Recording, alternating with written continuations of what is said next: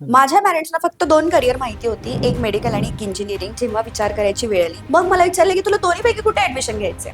तिसरं फील्ड हे नव्हतंच. माझी प्रॅक्टिस चांगली झाली होती, भरपूर फुटबॉल असायचा. एकदा एक इव्हेंट प्लॅनर आले आणि मला म्हणाले की माझा एक दांडियाचा इव्हेंट आहे 9 दिवसात, तुम्ही कराल का? मी म्हणलं डोक्यावर पडलंस काय, मी डॉक्टर आहे.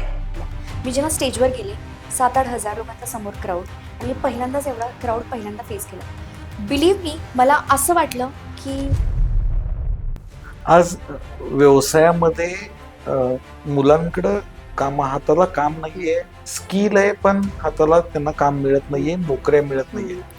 ह्या नव्या पिढीला व्यवसायासाठी तुम्ही काय मौल्यवान सल्ला देऊ शकाल? अशा कोणत्या 3 गोष्टी आहेत ज्या एका सक्सेसफुल व्यक्तीला नॉट सो सक्सेसफुल पासून डिफरन्शिएट करतात. ते म्हणाले जेव्हा तुम्ही स्टेजवर जाताय तेव्हा ते लाईव्ह चालू आहे, तेव्हा काहीही समोर येऊ शकतं आणि त्याला रिस्पॉन्सिबल तुम्ही आहे. मी माझ्या स्टुडंटला नेहमी सांगते, जेव्हा तुम्ही स्टेजवर आहात तेव्हा अँकरिंग म्हणजे फक्त बोलता येणं असं नाही, त्यामध्ये एक मेजर पोर्शन असतो ऑडियन्स अटेन्शन. असं ठरवलं होतं की मला जोपर्यंत मेंटल स्ट्रेस होत नाही तोपर्यंत हे काम करायचं.